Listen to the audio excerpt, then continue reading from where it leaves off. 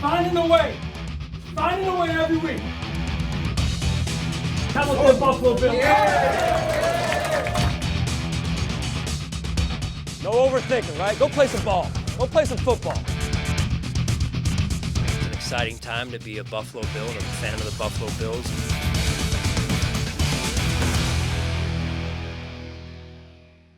Hello, everybody, and welcome into Week 11 of the Sean McDermott Show presented by Kaleida Health. Thanks for joining us, and Sean, thanks for spending a couple of minutes with us. Tough loss, 22-24 here at home. Turnovers put you in a hole early. You were -3 even in the first half. But, you know, your defense came out, gave yourself a chance to win it. What's the most important thing you guys can do as a team to make sure, you know, you don't continue this trend? Yeah, I think it's stay resilient. Stay together, stay resilient. Keep your nose and head down and work and do your job at the end of the day. Well, you made a change at offensive coordinator. Joe Brady steps in. He's second year here as quarterbacks coach, previously called plays for the best offense in college football. And he's been an OC at the NFL level as well. What kind of changes do you expect to see from Joe Brady offense? Well, we'll see. I think more than anything, it's about developing a new energy around our offense, a slightly new direction, and getting the players to play confident football. You know, Josh was 15 of 26, 177 TD and the 2 interceptions, 13 rushing yards with a running TD. After the game, he said, "Hey, the clock's ticking. You know, about the season coming to. You know, the urgent sense of urgency is raised." He's been through an offensive coordinator change before, even with a quarterback coach being elevated to the coordinator spot. How did he handle that the last time when it was Ken Dorsey and now Joe Brady? Well, he had a big hand in that, really, in endorsing Coach Dorsey at the time, and now it's a similar connection, knowing that Joe was his quarterback's coach, and now it's, a new relationship and a new challenge. Yeah. James Cook had 12 rushes for 109 yards, 9.1 yards a rush, and he bounced back after a tough fumble, first play from scrimmage, and he ran with a vengeance when he got back. And then Latavius Murray, 9 rushes for 68 yards, team high, season high, 192 yards on the ground. Is this something you'd like to see more of, or what does this say? I know it was a Denver defense, but does this say anything about the team going forward? Well, I think more than anything, it says that we're able to adjust through a game and be able to establish the line of scrimmage and run the football if need be, and yet our best player is Josh Allen, and we need to be able to throw the ball as well and throw it effectively without turning the ball over. So your defense, missing 5 stars, we've talked about it a lot. You held the Broncos to under 300 yards, 178 yards passing. You had 4 sacks, forced a turnover. And when it wasn't perfect, but you kept the whole team in the game under some really trying circumstances for the offense when they were turning it over. How proud are you of your guys on that side of the ball with the injuries and the roster shuffling and the rotations and coming out with a performance like that? Well, they've worked extremely hard. They're playing good team defense, and it's not about one person and it's not about one player. It's about the overall defense. And I think when you do that, when you buy into that type of play, you get something good going for yourself. Yeah, like a guy like Rasul Douglas, who he had a great game, played 100% of the snaps, showed an aggressiveness. He punched a ball out. How's he been able to come in, acclimate, become an instant contributor to your defense? He's done a nice job. He's got a football mind and instinct. He's got a great feel. And so to learn a defense in a short amount of time, it's been very impressive. And another young player, Terrell Bernard, game high 13 tackles. He had a sack, a quarterback hurry. He's playing at a really high level. You can see when he plays like instincts, right? Yeah. So how has he been able to come in and as an instinctive kind of fast runaround guy be kind of a stabilizing force for the rest of the defense as a young guy? He's done a nice job. I mean, this is a big question mark for a lot of people coming into our season with the loss of Tremaine Edmonds, and here comes a young player, steps in and has great command of the defense right now, and he continues to grow. He did some things the other night that he hadn't done before, and so he continues to grow, which is a good sign. All right, thanks, Coach. We're going to catch up with you more later in the show to get your final thoughts on facing the Jets on Sunday. The Game Plan is presented by Energy Mark. Trust Energy Mark for renewable energy supply. When we come back, Eric Wood and I break down the tape from the game against the Broncos. Then Bills legend Stevie Johnson surprises this year's Fan of the Year. Shopping Wood is presented by St. Bonaventure University, an official education partner of the Buffalo Bills. Welcome back to the Sean McDermott Show, and it's time now to take a look back at the tape with our good buddy Eric Wood. The Bills hurt themselves with turnovers at times, but showed some positives that they can build off of. What stood out to you from the game on Monday night? Yeah, starting with the ground game, the Bills ran for a season-high 192 yards. Both Cook and Murray had really nice games. Cook bounced back well after that fumble on the first snap of the game. I love how they relied on the run game late in the game. When everyone was expecting pass, then they relied on the run game in the final drive. And in the passing game, we saw Dalton Kincaid continue to be a big focus. And while Josh had his struggles at times, he did make some nice throws. And hopefully we'll see some continued evolution of the run game under offensive coordinator Joe Brady, as well as some improvement in the passing game. Well, let's start with one of Latavius Murray's longest runs of the game. Let's break down this 21-yarder here. Here they send Quentin Morris in motion to the backside to the left, and then they bring in Gabe Davis on the motion as well, and they're going to line him up inside of Quentin Morris. They're essentially going to run outside zone to the right. So everyone on the offensive line is blocking towards the right, and as soon as there is a break, as soon as someone crosses someone's face, in this case, it's the backside defensive end against Morris, he's going to go back all the way behind him, which is a veteran play. That's great vision by him to get up the field for the long gain. A little bit later, the Bills got on the board with a 22-yard touchdown to Dalton Kincaid. How did he get so wide open? Here they have Diggs and Kincaid to the bottom of the screen in a condensed split. Dalton Kincaid's going to fake like he's going out to the flat, and that's going to be the end of it. So when Diggs breaks up the field, Surtain in his cover 3 defense there, he's going to go just ride him just enough to leave Kincaid wide open when he converts that to a wheel route down the sideline. Let's fast forward to the second half where Josh connected with Khalil Shakir. This one went for 24 yards. This is a little exchange on the bottom of the screen. Gabe Davis, they like to run that play where he runs either a dig to the inside or kind of a deep comeback like we'll see later. And here Josh pump fakes to Davis, and the entire defense bites on it, allows Shakir to get wide open down the sideline, and Josh delivers a nice ball. And then just a few plays later, Latavius Murray punches it in from 3 yards out. What did you see here as this one busted wide open? So this is a very similar formation. You see Gabe Davis motion inside Quentin Morris again, but this time he's going to be a lead blocker, and this isn't outside zone. This is straight down block. This is essentially an ISO play with Gabe Davis acting as a fullback here, and this is a duo concept. Pittsburgh Steelers ran this a ton with Le'Veon Bell, and this is a nice play here, and this is great blocking by Gabe Davis, where at times he hasn't been as productive as he'd like to be in the passing game. It's great to see one of your captains still be a willing blocker like this in the run game. On the next drive, Josh connected with Gabe Davis for their longest completion of this game. This one went for 38 yards. Bills run play action from underneath center here. Defensive end goes underneath. Deion Dawkins allows Josh to scramble out to the left. He throws back just a touch across his body, but he finds Gabe on this deep dig route, kind of a deep in route, but he's going to sit because of the zone coverage, and this is a nice pickup here for the Bills. Moving to the Bills' final drive, James Cook broke a long run, and he was able to pick up his own fumble right in stride, but this one started with great blocking. What did you see up front? The Bills used this play a ton in the game, and Deion Dawkins has a rare ability as a left tackle to be able to pull to the opposite side of the field. Generally, this is done with guards, but they're able to use Deion Dawkins, one of their most athletic offensive linemen, to run this play with him pulling. They ran it maybe 4 or 5 times in the game. Most of the times it was successful, and then you also get an awesome block by Dalton Kincaid, and we know what he can do as a receiver, but he's impressed me as a blocker. We've talked about it before on Chopping Wood, and this is a great one. He lays out the safety here.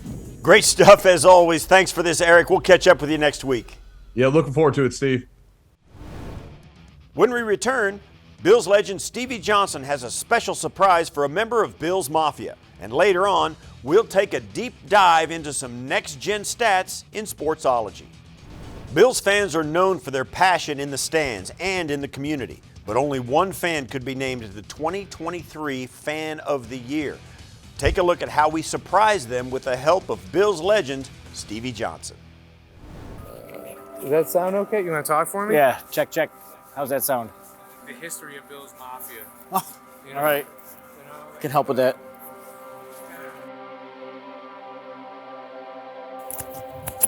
Showtime, baby. Let's get it, Mafia. 2010, they pushed the Steelers to overtime, and Stevie Johnson dropped that famous pass now in the end zone. Steelers went on to win the game. Stevie goes on Twitter that night, kind of questions God. A bunch of Bills fans like myself, Leslie, Breon, we rallied around him and had some interactions with Adam Schefter that next day. And a few months later, the term Bills Mafia was born. You ever ran out of the tunnel before? I've never run out of the tunnel, no. And 3, 2, 1, action. Dale, you open, right there. Ah! That's why I tweet and I don't catch. Come on, that's good. Let's get one right here. That's What's a up, nice baby? surprise. I didn't expect to see you. Yeah, good to see you. What you How up you doing, here? man? What you up Good. here doing? I wanted to tell you something else. I had this celebration for you. This look pretty cool. Are you serious? Yo, congratulations. On behalf of the Buffalo Bills, you are 2023 Fan of the Year, brother. You earned it, brother. Oh. You earned it. Hey. Shout out to my wife. That was all her. She was pushing and pushing and pushing. Oh my gosh, this is insane, dude. So sick. So, look, yo, come on, let's get it. This is you. This is you. Oh my gosh. 2023 NFL Fan of the Year, and we are so excited. We're sending you and a guest to the Super Bowl in Las Vegas. Pinching myself. Oh my. I'm like shaking. Oh my gosh. Look. Surreal.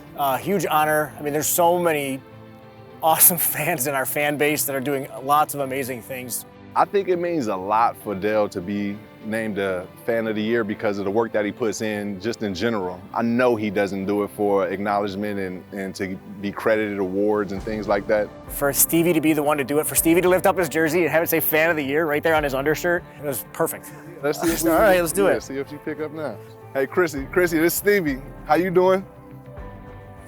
Yeah, what's good? So we just wanted to present you and Dale with some Super Bowl tickets and also the Fan of the Year award. So congratulations to you and the family.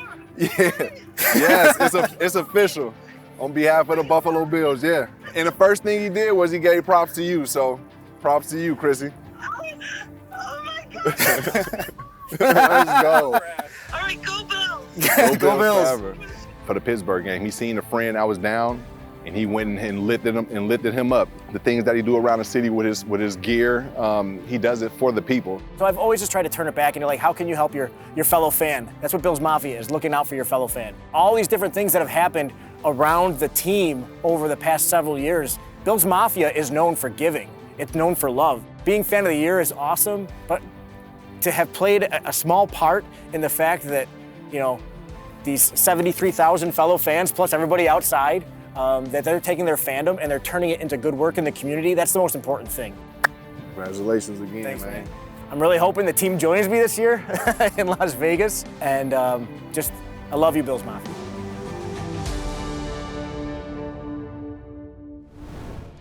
Still to come on the Sean McDermott Show, we break down some next-gen stats in Sportsology. And later on, Coach previews Sunday's game against the Jets in Orchard Park. Sportsology is presented by ECMC. ECMC, bringing hope and healing to Western New York. What's up, Bills Mafia? Let's take an inside look at how the Bills have been putting things together. To do that, we'll start with the trenches because both sides of the ball have been playing at a high level this season.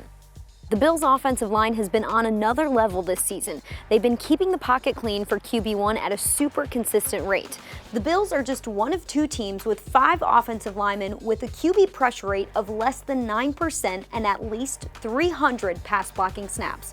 Leading the way is left tackle Deion Dawkins and left guard Connor McGovern, who have not allowed a single sack since week 2. Let that sink in. The Bills are the only team to have a top 5 left tackle and left guard and QB pressure rate allowed this season, with a minimum of 100 pass blocking snaps.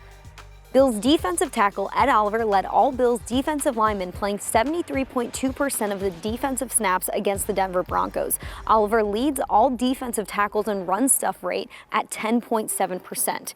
He also has the 3rd highest QB pressure rate with 16%. Oliver is the only player with at least 30 pressures while averaging a get-off time of just 1 second. Against the Denver Broncos, Oliver generated 7 pressures and a 30.4% pressure rating. In one-on-one situations, Oliver had a 50% pressure rating. Against the Broncos, Bills running backs rushed for 80 yards over expected, which was their most in a game this season. Latavius Murray played a season-high 50% of the offensive snaps, rushing for 68 yards and a touchdown. James Cook rushed for 109 yards and hit a max speed of 18.94 miles per hour on his 42-yard run. Let's see if the O-line can keep the pocket clean and if the D-line can keep putting the pressure on the QB, as the guys have a tough stretch of games coming up. When we come back, Chris Brown and Maddy Glab preview Sunday's game against the Jets at Highmark Stadium. Then Coach shares what it will take to get the win on Sunday. Game Preview is presented by Independent Health. You deserve the red shirt treatment. Welcome into this week's Game Preview. Maddy Glab alongside of Chris Brown, and this week we've got a change at offensive coordinator. Sean McDermott saying he felt like it was time to move on from things, make a change, and so Joe Brady, the former quarterbacks coach of the Bills, is now taking over as the play caller. He said, Sean McDermott did, I want to do what's best for my team. I felt like this was what's best at this time, at this moment. The offense hasn't been what it was in the beginning of the season. So Joe Brady takes over, calling the plays. And Chris, what do we get in a quarterbacks coach, former quarterbacks coach now in Joe Brady? He was with LSU in 2019, had some experience with Joe Burrow, Jamar Chase, and Justin Jefferson, was the offensive coordinator for the Carolina Panthers for about a season and a half. So what can we expect here? Yeah, I mean, there's not a long track record there, but I think a propensity to throw the ball is part of his resume. As a matter of fact, he got fired by the Carolina Panthers because his head coach, Matt Rule, wanted him to run the ball more, and he did not. Now, what did he learn from that? What kind of coordinator is he now? We'll have to just wait and see.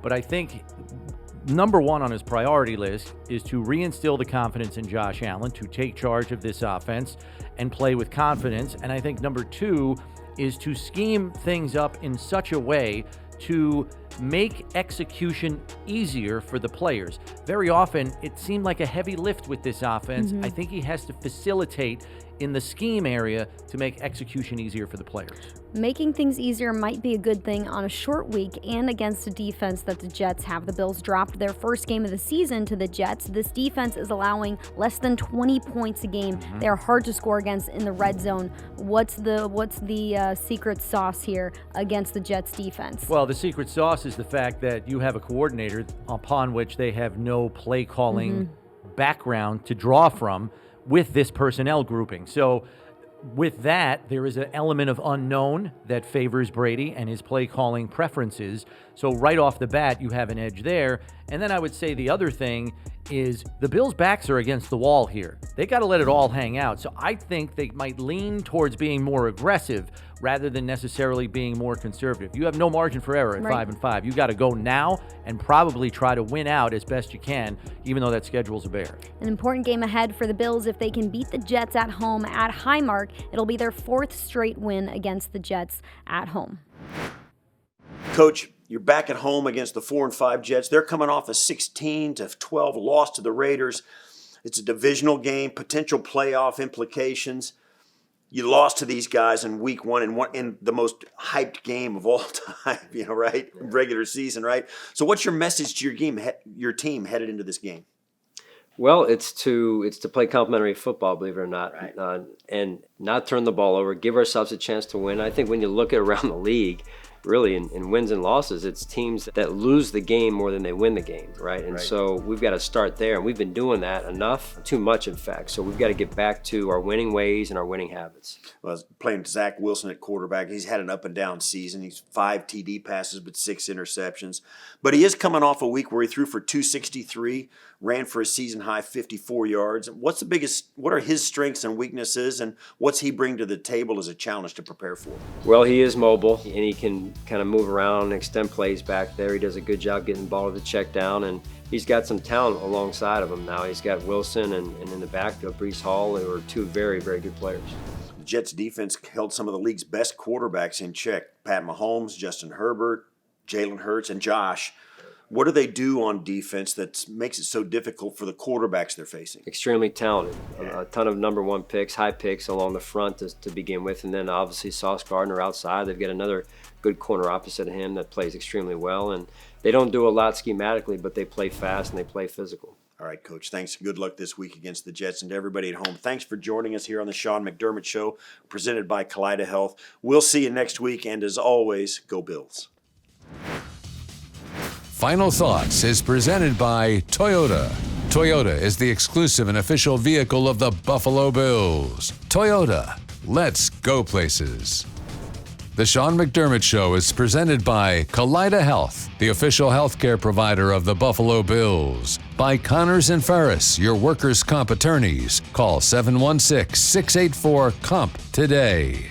By Toyota. Toyota is the exclusive and official vehicle of the Buffalo Bills. Toyota, let's go places. And by Independent Health. You deserve the red shirt treatment.